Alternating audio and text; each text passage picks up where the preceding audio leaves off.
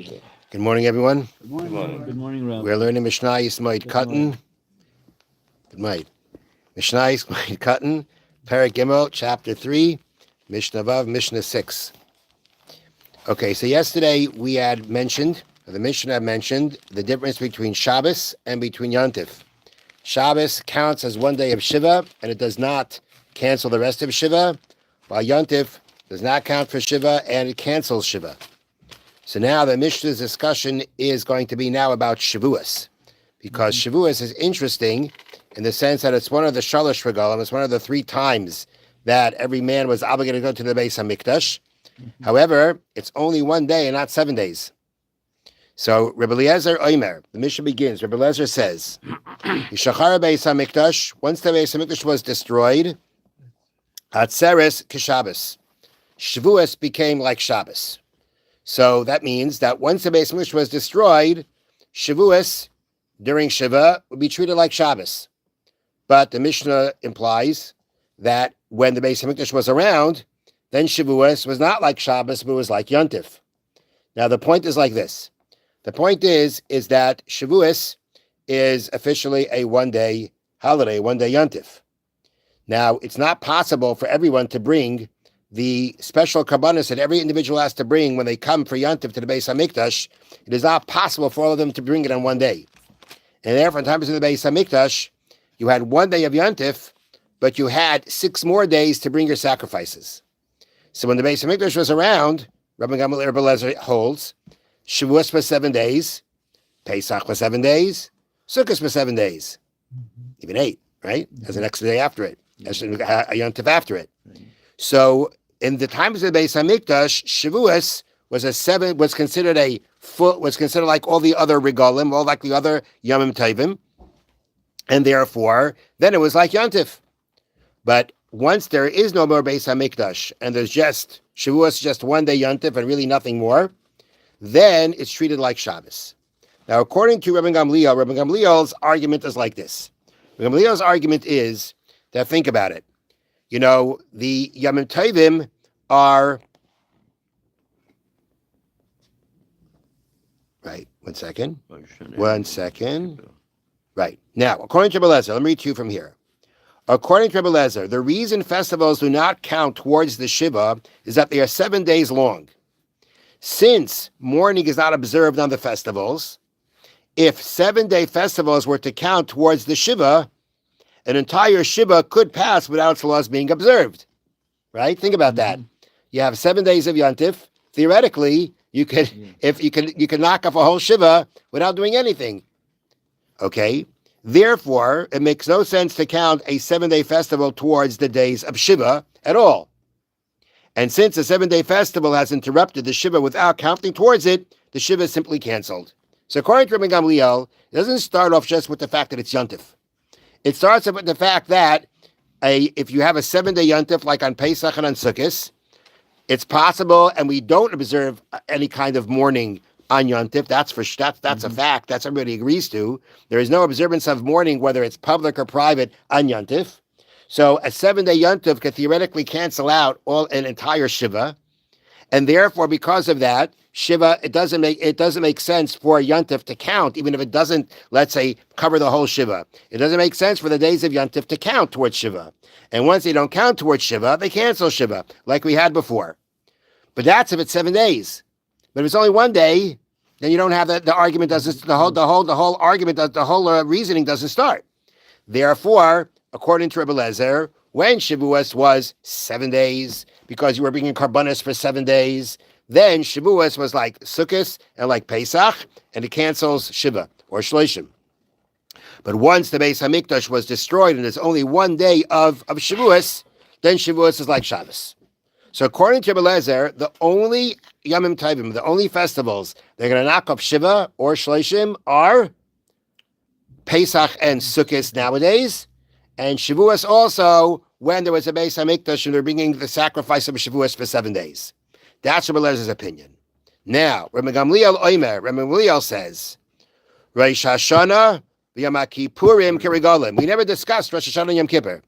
Never discussed that. Now, Rabbi Gamliel says Rosh Hashanah and Yom Kippur are like Yomim Tovim. Like There, 1 second. It says keregalim, or like the regalim. Now, if you treat Rosh Hashanah and Yom Kippur like a regal, then Shavuos is for sure going to be a regal, right? The point of Garma Gamliel is that if it's Yontif, right? And Yontif is a day of Simcha. The Torah says we're obligated to be joyous on Yontif. Mm-hmm. Therefore, on Yontif, there is no observing of Avelis, of mourning. And that's going to apply according to Rabbi Gamliel. That applies on Rosh Hashanah and Yom Kippur also. Now, they bring down here in the notes that, right, the point is that there's no laws of the whole point according to Rabbi Gamliel is, according to Rabbi Gamliel, the whole point of Shiva being knocked off by Yom Tovim is because there is no mourning that's done on a Yontif. Shabbos, as we said before, the private observances of mourning are observed. Therefore, Shabbos doesn't cancel. In addition, Rabbi Gamliel considers even Rosh Hashanah and Yom Kippur like festivals in this regard, since the Torah groups together all the festivals, including Rosh Hashanah and Yom Kippur, in the same verse. The fact that the this is from the Tosfos Yontif, the fact that the Torah puts them together in one verse at one point says they should all be treated the same. So even though they're not a regal, they're not a 7-day Yontif, nonetheless, by putting them all together, the Torah is saying if you're a Yontif, which means there's a day that no observance of mourning takes place, even the private ones, it's going to cancel Shiva and it's going to cancel Shloshim. Okay, so that's from Gamliel. The Chachamim say, Loi kedivrei zeh, v'loi kedivrei zeh. It's not like Rebbe Lezer, and it's not like Rebbe Gamliel. Ella, atzeres keregalim. Shavuos you treat like the other regalim. Shavuos you treat like Pesach and Shavuos. Rosh Hashanah, like Pesach and Sukkot. Rosh Hashanah v'Yom Kippurim k'Shabbos. Rosh Hashanah and Yom Kippur are like Shabbos. According to the Chachamim, as they say here in the notes, they agree with Rabbi Gamliel that the difference between Shabbos and the festivals is that festivals are times of joy, and no laws of mourning are observed, while on Shabbos, the restrictions of mourning are kept. However, the sages do differentiate between Rosh Hashanah and Yom Kippur and Shavuos. Shavuos is one of the three regalim, one of the 3 times you have to go up to the Beis HaMikdash. As such, is treated the same as the other Yomim Tovim, the other regalim, the Shalosh regalim, Pesach, Shavuos, and Sukkot. So being that Pesach and Sukkot for sure cancel, Shavuos is one of the 3 regalim. It's treated like the 3 regalim. Okay? It therefore cancels Shiva even after the Beis HaMikdash is destroyed, even though it's only 1 day. It's one of the Shalosh regalim. Rosh Hashanah and Yom Kippur, however, are not part of the 3 regalim, the 3 times going up to the Beis HaMikdash, and therefore do not have the status of these festivals. Therefore treated like Shabbos. According to the Chachamim, Shavuos we treat like the other Yom Tovim because Shavuos is one of the 3, 3 regalim, 3 Yom Tovim that we're supposed to go to the Beis HaMikdash when we have the Beis HaMikdash. Therefore, Shavuos is treated like Pesach and Sukkot.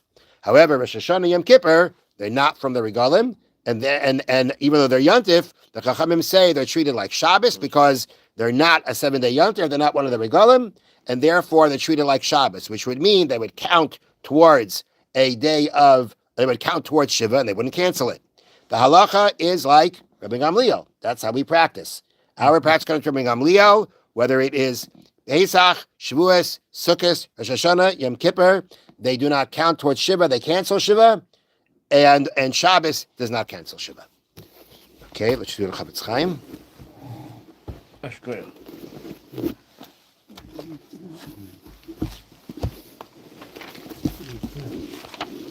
Okay, so in the middle of the Chofetz Chaim was talking about how a person, if we say that he has to give up all his money so as not to speak Lashon Hara, or the more so if it's a question of having to deal with looking foolish, so to speak, giving up his honor for the sake of not speaking Lashon Hara. Okay. Says the Chofetz Chaim, you find yourself in a situation, you're amongst people, they're pressured, you feel the pressure to speak Lashon Hara. You should basically encourage yourself at the time to use all your energy and all your strength to control yourself. And you should feel assured that the reward for not speaking Lashon Hara will be infinite. Kamaimar Chazal, as our sages say, Lefum Tzara Agra, according to the effort, according to the difficulty, to perform a mitzvah, to do the will of Hashem, the greater the reward. Visa ba'avos Rabbi Nassan, and Avos Rabbi Nassan states, Kimei apam betzar, v'pam echa shloi betzar. You get 100 times more reward for doing something that's difficult than the same thing that's not difficult. And regarding this kind of a situation, it is for sure we can for sure apply the following saying of our sages in the Medrash: every second that a person keeps his mouth closed, he merits the hidden light. That no angel or heavenly being is able to even imagine. Okay, and therefore his point is that when you find yourself in that situation of pressure and you're holding yourself, speaking from Lashon Hara, think about all the tremendous reward that you will be getting for doing so. Have a wonderful day. A good night. Thank you.